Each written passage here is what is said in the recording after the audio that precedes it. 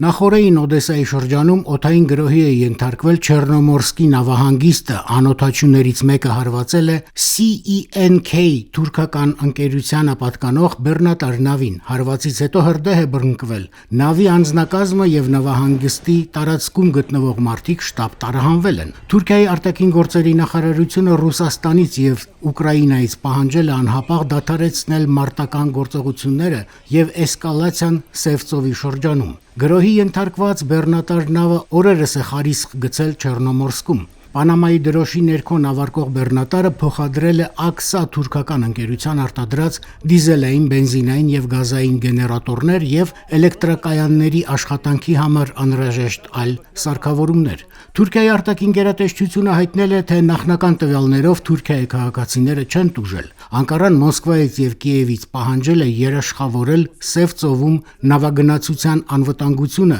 և այլևս չհարձակվել միմյանց էներգետիկայի ենթակառուցվածքների և նավահանգիստների վրա։ Անցած շաբաթ Ռուսաստանի նախագահ Վլադիմիր Պուտինը սպառնացել է ընդարձակել ռազմական գործողությունները և գրոհների ենթարկել ուկրաինական նավահանգիստներ մտնող նավերը։ Նա այդ մասին ասել է այն բանից հետո, երբ ուկրաինացիները հայտարարել են, թե կշարունակեն հարվածներ հասցնել Ռուսաստանի այսպես կոչված ստվերային նավատորմին։ Будет продолжаться, мы рассмотрим возможность, я не говорю, что мы это будем делать, но рассмотрим возможность ответных мер в отношении судов тех стран, которые помогают Украине осуществлять эти пиратские акции. Խոսքը միջազգային պատժամիջոցների ցանկում գտնվող ընկերությունների նավերի մասին է, որոնք ապօրինի եղանակով փոխադրում են ռուսական արտադրության էներգակիրներ կամ Ռուսաստանի համար նախատեսված զինամթերք ու սարքավորումներ։ Ազգայնական հայացքներ դավանող ռուս զինվորական լրագրող Ոմն Ալեքսանդր Սլատկովը իր տելեգրամյան ալիքում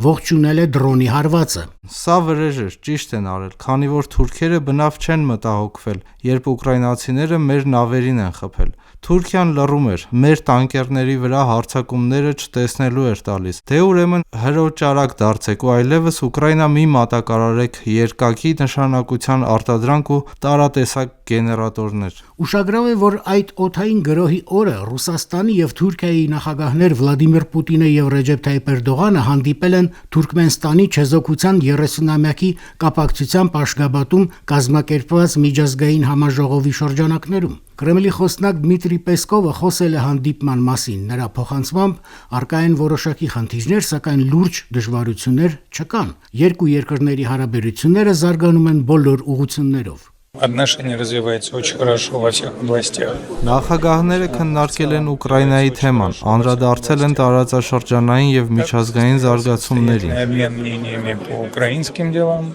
по региональным делам,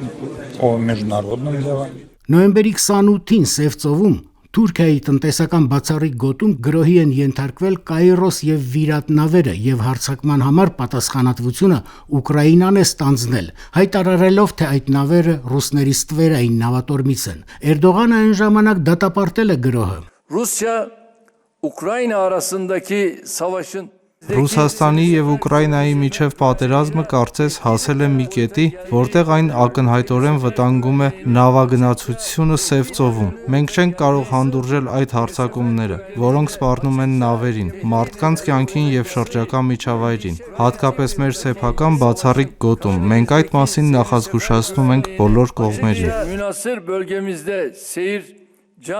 Թուրքմենստանից վերադառնալու ճանապարհին խոսելով Չեռնոմորսկի նավահանգստում թուրքական նավին ռուսների հասցրած հարվածի մասին, Էրդողանն ասել է, թե Սևծովը չպետք է հաշիվներ մաքրելու տեղ դառնա, դա ոչ Ռուսաստանին է ձեռնտու, ոչ էլ Ուկրաինային։